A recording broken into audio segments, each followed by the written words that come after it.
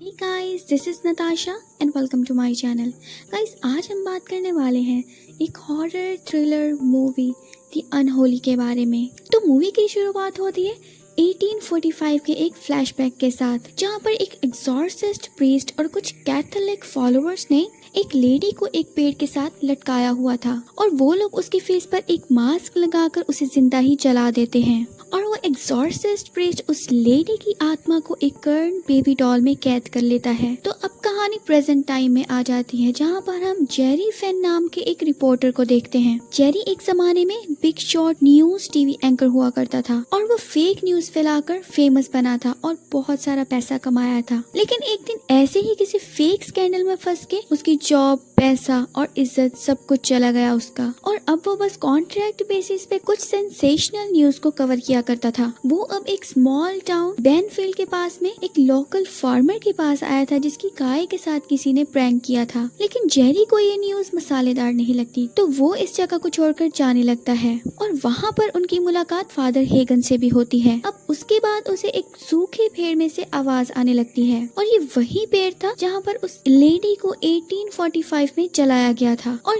ये पेड़ चर्च के बिल्कुल पास ही था और उस पेड़ पर एक रेवन बर्ड भी बैठा हुआ था। तो जेरी को वहाँ पेड़ के अंदर कुछ चमकता हुआ दिखाई देता है और वहाँ पर उसको एक कर्न बेबी डॉल मिलती है। उसे चेन से बांधा गया था और उसके ऊपर एक डेट लिखी हुई थी, February 31st 1845, जो कि प्रैक्टिकली तो पॉसिबल नहीं था क्योंकि फेब के महीने में तो 31st डेट होती ही नहीं है। अब जिसे देखकर फार्मर ये कहता है कि ये कर्न बेबी डॉल्स हैं जिसे एक फार्मर अपने गुड लक के लिए अपने फार्म में काट देते हैं। अब यहाँ जेरी के दिमाग में कुछ आइडिया आता है, वो उस कर्न बेबी डॉल को तोड़ देता है और उस फार्मर को उसके साथ खड़ा कर देता है और फिर वो अपनी न्यूज में ये लिखता है कि एक फार्मर के खेत में एक सैटेनिक डॉल मिली है, जिसके बाद उसकी गाय के साथ कुछ अनयूजुअल एक्टिविटीज हो रही हैं और डॉल से निकले हुए डीमंस उस काऊ के साथ ये अनयूजुअल एक्टिविटीज कर रहे हैं। बेसिकली वो यहाँ सिर्फ एक फेक स्टोरी को कवर करता है अपने सर्वाइवल के लिए। खैर, अब रात में जेरी अपने घर जा रहा था कि अचानक उसके सामने एक लड़की आ जाती है जिससे जेरी की कार का बैलेंस बिगड़ जाता है और उसका एक्सीडेंट हो जाता है। अब जेरी उस लड़की के पीछे जाता है जो कि चलते ही जा रही थी और वो लड़की उसी पेड़ के सामने जाके बैठ जाती है। वो काफी ज्यादा पोजेस्ड स्टेट में थी, जहाँ पर वो जेरी को थैंक्स भी बोलती है। जिसके बाद वो लड़की बेहोश हो जाती है तो जेरी उसे उठाकर चर्च में लाता है, जहाँ पर उसे फिर से फादर हेगन मिलते हैं। इस लड़की का नाम एलिस होता है और फादर हेगन उसके अंकल थे। अब एलिस बचपन से ना ही सुन सकती थी और ना ही बोल सकती थी। अब वहाँ पर उसकी फैमिली डॉक्टर नेटली गेट्स आकर उसे चेक करती है। अब एलिस को जब होश आता है तो वो अपनी डॉक्टर से साइन लैंग्वेज में बात करती है। अब जेरी ये सब कुछ देखकर बहुत ज्यादा कंफ्यूज हो जाता है, एज उसने कुछ देर पहले ही उसे बोलते हुए सुना था। अब जिसके बाद नेटली जेरी को एक चीप होटल पर ड्रॉप कर देती है और वो ये कहती है कि जेरी को शुक्र मनाना चाहिए कि वो अभी तक पुलिस के पास नहीं गई, क्योंकि सभी लोगों को जेरी के फेक होने के बारे में मालूम था और ये भी कि वो एक बहुत बड़ा एल्कोहलिक भी बन चुका था। अब अगली सुबह जेरी एलिस को चेक करने के लिए जाता है, जहाँ पर चर्च में प्रेयर चल रही थी और एलिस यहाँ पर मैरी के स्टैचू के सामने बैठी हुई थी और उसको कुछ वॉइसेस सुनाई देती हैं। अब जिसके चलते वो अचानक ही बाहर चली जाती है और उसके पीछे चर्च में आई सारी लड़कियाँ उसके पीछे जाने लगती हैं। वो सभी लड़कियाँ पोजेस्ड होकर एक लाइन में चल रही थी और एलिस के पीछे जा रही थी। अब जिसके बाद एलिस उसी पेड़ के आगे जाके रुकती है, जहाँ पर उसे एक लेडी की सोल दिखाई देती है। फादर हेगन, जेरी और बाकी सभी लोग एलिस को फॉलो करते हुए वहाँ पर आ जाते हैं और जैसे ही फादर हेगन एलिस को छूते हैं तो एलिस पहली बार बोलती है। वैसे तो वो दूसरी बार बोली थी, मगर सबके सामने पहली बार। वो कहती है कि यहाँ पर एक लेडी है और वो कल को फिर से सबको यहाँ पर आने के लिए कह रही है और उनका नाम मैरी है, यानी कि मदर मैरी। वहाँ पर आए सभी लोगों को ये एक मिरेकल लगता है, क्योंकि वो सब लोग एलिस को बरसों से जानते थे और उन्हें ये पता था कि वो डेफ है और वो बिल्कुल भी बोल नहीं सकती, और उन सबको ये mother of Jesus Christ Mary का मिरेकल लगता है। नेटली भी एलिस को बोलते हुए देखकर शॉक हो जाती है और वो इस हादसे के बाद कुछ टेस्ट भी कंडक्ट करती है। अब टेस्ट में सब कुछ नॉर्मल था, जिससे देखकर वो खुश भी होती है मगर बहुत ज्यादा कंफ्यूज्ड भी होती है कि ऐसा कैसे हो सकता है। जेरी अब अपने पुराने न्यूज चैनल की एम्प्लॉय मोनिका को इस ब्रेकिंग न्यूज को कंडक्ट करने का कहता है। वो ये कहता है कि ये कहानी है और सच भी है, मगर मोनिका उसकी बात पे बिल्कुल यकीन नहीं करती क्योंकि जेरी के झूठ की वजह से काफी सारे एम्प्लॉयज की जॉब चली गई थी। अब जिसके बाद जेरी को एक सपना आता है, एक ओल्ड हाउस के बाहर एक झरना बह रहा था और उसके अंदर से एक ब्लैक फेस वाली औरत बाहर आती है और उस पर हमला कर देती है। जेरी अब इसी नाइटमेयर के साथ उठता है जहाँ पर उसके ऊपर पानी बह रहा था और सीलिंग के ऊपर ब्लैक मोल्ड थे। अब अगले दिन एलिस से मिलने काफी सारे लोग आए हुए थे जहाँ पर एक फिजिकली चैलेंज बच्चा भी था और एलिस उसके पास जाकर उसे मैरी पर विश्वास रखने के लिए बोलती है और उठकर चलने के लिए बोलती है और शॉकिंगली वो बच्चा भी उठकर चलने लगता है और फिर सामने एलिस के सामने झुककर प्रे करने लगते हैं। ये भक्तों से भरा हुआ एक क्रिश्चियन टाउन था जिसमें आस्था बहुत ज्यादा थी। जेरी अब इस न्यूज को कवर करता है और अपेरेंटली ये एक इंटरनेशनल न्यूज बन जाती है। अब बॉस्टन से बिशप गिल आते हैं जो कि एक प्रेस कॉन्फ्रेंस कंडक्ट करते हैं और वह एक्सप्लेन करते हैं कि पूरी दुनिया में मदर मैरी के 3 मेन श्राइन्स हैं जहां पर लाखों लोग डेली विजिट करते हैं। अब उन श्राइन्स पर भी मदर मैरी ने काफी ज्यादा मिरेकल्स किए थे। उस टाइम पर भी वेटिकन ने उनके वैलिडिटी को टेस्ट किया था और उन्हें एक श्राइन की मान्यता दी थी।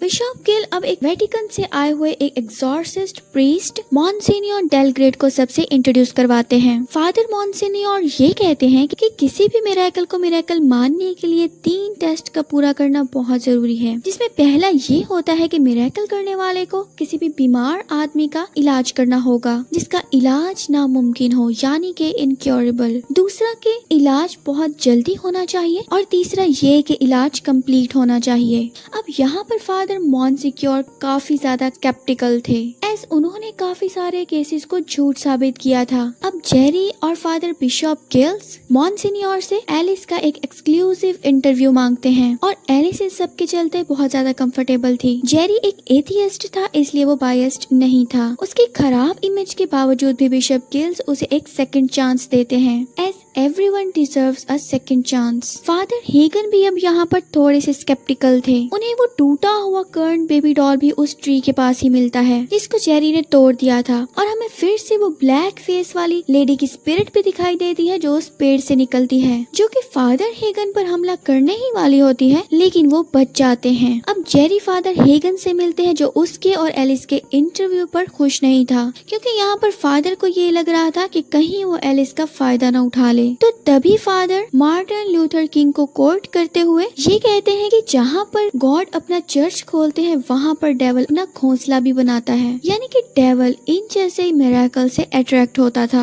और वो एलिस को लेके थोड़े परेशान है क्योंकि उन्हें लगता है कि अब इस पर डिमोनिक हमला होने के ज्यादा चांसेस हैं। और यहाँ पर एक और बात हमें पता चलती है कि फादर हेगन स्टेज 4 के लंग कैंसर से भी सर्वाइव कर रहे थे और उनके पास टाइम काफी कम था। तो नेक्स्ट हम फादर मॉन्सिन्योर और जेरी को चर्च में देखते हैं जहाँ पर एलिस बहुत ही अच्छा सॉन्ग गाती है। मतलब कि 2 ही दिन में इतने बढ़िया सॉन्ग सुनाना मीन्स वाओ। तभी फादर हेगन तड़पते हुए गिर जाते हैं और उन्हें हार्ट अटैक आने लगता है। एलिस उनके पास जाकर ये कहती है कि वो मैरी पर यकीन रखें और अब जैसे ही फादर हेगन हाँ बोलते हैं तो मैरी अपना हाथ उनके सीने पर रखकर उन्हें क्योर कर देती है। मतलब कि एक ही पल में उनका कैंसर भी ठीक हो जाता है। अब जिसके बाद फादर हेगन को एलिस के पीछे उसी ब्लैक इवल का फेस दिखाई देता है जिससे कि वो बहुत ज्यादा डर जाते हैं, यानी कि श्योरली ये कोई मदर मैरी तो नहीं हो सकती। फादर मॉन्सिन्योर भी इसे देखते हैं और वो भी हैरान हो जाते हैं क्योंकि उनकी 3 कंडीशंस पूरी हो गई थी।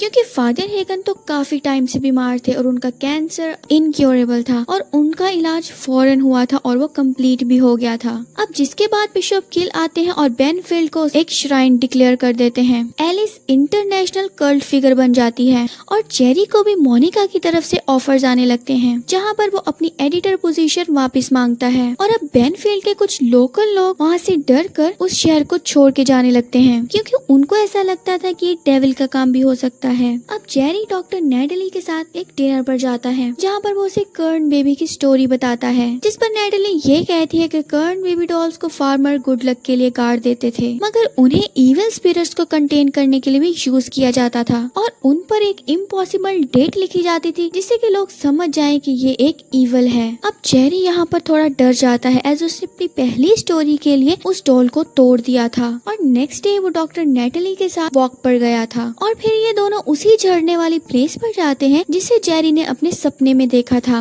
ये चर्च की ही प्रॉपर्टी हुआ करती थी मगर अब ये वीरान पड़ी हुई थी और जेरी का एलिस पर जो विश्वास था वो अब टूटने लगा था और उसे उस झरने के पानी में वो ब्लैक स्पिरिट फिर से दिखाई देती है। और फिर फादर हेगन को भी चर्च में एक डायरी मिलती है जो कि 1845 के दौर के एक प्रीस्ट की डायरी थी जिसके अंदर सब कुछ ही क्लियरली लिखा हुआ था। तो फादर हेगन को इन सारे मिरेकल्स की सच्चाई पता चल जाती है और उन चीजों को पढ़ के वो काफी ज्यादा शॉक में थे और उन्हें अब मैरी का घोस्ट हॉन्ट करने लगता है और वो फादर को उनकी ही चर्च में लटका कर मार देती है। अब बिशप किल को ये सिर्फ एक सुसाइड लगता है जिसकी न्यूज को वो जेरी की मदद से दबा देते हैं और उसे वो हार्ट अटैक डिक्लेयर कर देते हैं और एलिस को भी ये हार्ट अटैक ही बताते हैं जिससे वो काफी ज्यादा दुखी हो जाती है। वो जेरी को एक्सक्लूसिव इंटरव्यू दे रही थी जहाँ पर जेरी उससे ये पूछता है कि शायद मैरी डिमोनिक भी हो सकती है और वो उसे फादर हेगन की वार्निंग को भी कहता है। अब इंटरव्यू के बीच ही एलिस फिर से पोजेशन स्टेट में चली जाती है और वो ये कहती है कि डाउट यकीन को कम कर देता है और इससे श्राप लग सकता है। बेसिकली वो इनडायरेक्टली उन सबको उस पर यकीन करने को कहती है। अब जेरी बीइंग का जर्नलिस्ट ये जान चुका था कि दाल में कुछ तो काला जरूर है और वो रात में इंटरव्यू की वीडियो को स्लो मोशन में रिवाइंड करके देखता है और उसे क्लियरली वही ब्लैक फेस वाली स्पिरिट दिखाई देती है जिसके साथ ही उसका कंप्यूटर करप्ट होकर बंद भी हो जाता है और वो स्पिरिट उसे डरा देती है।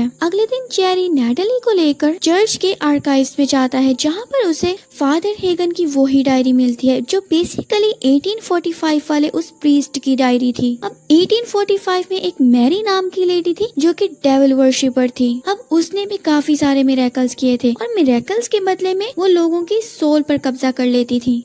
डेविल से ये डील की थी कि जितनी ज्यादा सोल्स वो डेविल को गिफ्ट करेगी उतनी ही ज्यादा वो पावरफुल होती जाएगी और इसी वजह से उस टाइम के प्रीस्ट ने उसे कैप्चर करके जला दिया था और उसकी सोल को कर्न बेबी डॉल में कैद कर दिया था और उसे अब क्लियरली सब कुछ समझ आ गया था। तो तभी उस आर्काइव के अंदर जेरी और नेडली एक घोस्ट हमला कर देती है और लेटर ऑन वो दोनों वहाँ से भाग जाते हैं जहाँ पर जेरी को अब उसकी पुरानी जॉब भी वापस मिल गई थी और जेरी अब एलिस की न्यूज को टेलीकास्ट नहीं करना चाहता था क्योंकि उससे लोग मैरी पर ज्यादा बिलीव करते और डेविल वर्शिपर ज्यादा होने लगती तो मैरी की ताकत बहुत ज्यादा बढ़ जाती। बट मोनिका जेरी की बात नहीं सुनती और वो फिर भी उसको टेलीकास्ट कर देती है सिर्फ न्यूज में टीआरपी को बढ़ाने के लिए।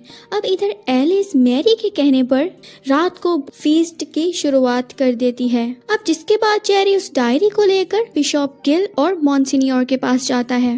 एज बिशप किल उसे ये कहते हैं कि ये सब तो उसे पहले ही पता था और एलिस के रिकॉर्ड्स हमारे पास पहले से ही मौजूद थे क्योंकि यहाँ पर बिशप किल एक श्राइन बनाना चाहते थे क्योंकि इसकी वजह से चर्च के पास फिर पैसा ही पैसा होने वाला था और उनके मुताबिक लाखों लोग इसे विजिट करने आने वाले थे। तो फादर मॉन्सिनियोर को भी ये बात सुनकर बहुत शौक लगता है क्योंकि ये क्लियरली एक पॉलिटिक्स ही थी क्योंकि फेथ को अपने फायदे के लिए बिशप किल यूज कर रहे थे। तो जेरी उन्हें एक्सपोज करने की बात भी करता है मगर उसकी क्रेडिबिलिटी बिशप किल के सामने कुछ भी नहीं थी इसीलिए उन्होंने ही जेरी को एक सेकंड चांस दिया था। और यहाँ पर फादर बिशप एक बात जानते थे कि अगर ये बात फेक भी निकली तो जेरी इसे सच साबित कर देगा और फिर भी श्राइन बन ही जाएगा। बट अल्टीमेटली ये फेक की जगह रियल ही हो गया। अब जेरी चर्च के कुछ आर्काइव्स को भी पढ़ता है जिसमें मैरी का एक स्टेटमेंट होता है और वहाँ पर ये लिखा हुआ था कि मैरी का एक बेटा भी होता है और मैरी ने डेविल के साथ एक डील की थी जिसमें ये था कि उसकी सोल उसकी ही ब्लड लाइन को पोजेस कर सकती है और वो एलिस को इसलिए पोजेस कर सकी थी क्योंकि वो उसी की ब्लड लाइन में से थी। और ये सारी बातें फोन पर जेरी नेटली को बता रहा था लेकिन तभी वहाँ पर इंटरफेरेंस होने लगती है क्योंकि वहाँ पर मैरी का घोस्ट आकर उस पर हमला करने लगता है। तभी फादर मॉन्सिनियोर टाइम पर आकर उस पर एग्जॉर्सिज्म करते हैं और उसको वहाँ से भगा देते हैं। अब उनको भी जेरी की बात पर यकीन आ जाता है और वो भी मैरी की ईविल स्पिरिट को उस कर्न बेबी डॉल में कैद करने का प्लान बनाते हैं। उधर एलिस ने शहर के सभी लोगों को वहाँ पर बुलाया हुआ था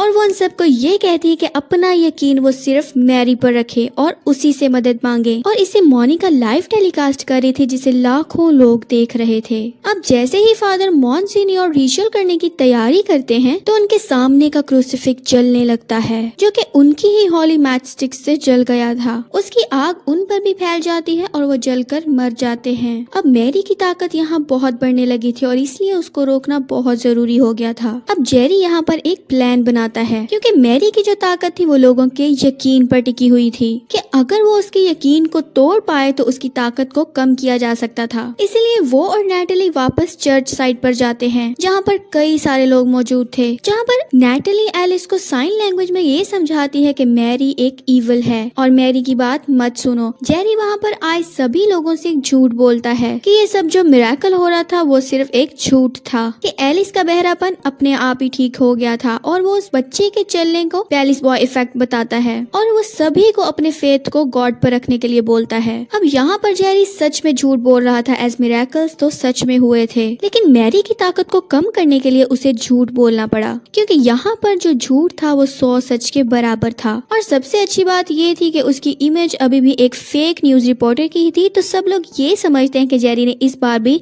इस मिरेकल का झूठ ही बोला होगा और वो उसकी बात पे इजीली यकीन कर लेते हैं। अब यहाँ एलिस को भी जेरी और नैटली की बात समझ में आ जाती है और वो भी पब्लिकली सबको मैरी के खिलाफ कर देती है, क्योंकि यहाँ पर एलिस अभी भी एक टीनएजर ही थी। उसका बहरापन दूर तो हो गया था, लेकिन वो भी मैरी के बहकावे में आ गई थी और वो उसी की ब्लड लाइन में से थी और क्लियरली वो यहाँ पर सिर्फ एक विक्टिम बन रही थी, क्योंकि मैरी उसे यूज कर रही थी कि लोग मैरी पर यकीन रखें। अब जैसे ही लोगों का यकीन मैरी पर से कम होने लगता है तो मैरी गुस्से में उस पेड़ से बाहर आ जाती है। वो सबको डराती है और सबसे पहले तो वो बिशप गिल्स को मारती है, क्योंकि उसने अपनी सोल को उसको पहले ही दे दिया था। तो और उसकी सोल को पूरी तरह से कंज्यूम कर लेती है और उसकी बॉडी को एशेस में कन्वर्ट कर देती है। अब वो जेरी पर भी हमला करने आती है, मगर एलिस उसके सामने आकर उसे बचा लेती है। अब मैरी एलिस पर ही हमला कर देती है, जिससे कि होता ये है कि मैरी की ही सोल जलकर खत्म हो जाती है और साथ ही एलिस भी मर जाती है। लेकिन यहाँ पर जेरी पहली दफा ये प्रे करता है कि गॉड एलिस की जान को बचा ले और सडनली एलिस जिंदा हो जाती है। बट यहाँ पर उसके सुनने और बोलने की जो एबिलिटी थी वो फिर से चली जाती है, जिससे कि होता ये है कि एलिस पर लगा हुआ कर्स भी खत्म हो जाता है और जेरी एलिस को फिर उसकी लाइफ बचाने के लिए थैंक्स भी बोलता है। और लास्ट वाले सीन में सभी फादर हेगन की ग्रेव पर जाते हैं और कुछ प्रेयर करते हैं, लेकिन फिर हम चर्च में ये देखते हैं कि मदर मैरी की आंखों से फिर से ब्लड आने लगता है, जो कि इस बात की तरफ इशारा था कि ऐसे फेक प्रॉफिट्स फिर से आते रहेंगे और लोगों को गुमराह करते रहेंगे। पर लोगों को अपना बिलीव सिर्फ गॉड पर रखना चाहिए और उसी से ही मदद मांगनी चाहिए। या फिर ये भी हो सकता है कि मैरी की स्पिरिट अभी तक खत्म नहीं हुई थी और इसी के साथ ये मूवी खत्म हो जाती है। तो दोस्तों, उम्मीद करती हूँ कि आपको ये मूवी एक्सप्लेनेशन बहुत अच्छी लगी होगी, तो कमेंट्स में मुझे अपनी राय का इजहार जरूर कीजिएगा। तो मिलते हैं एक न्यू वीडियो में, तब तक के लिए बाय बाय।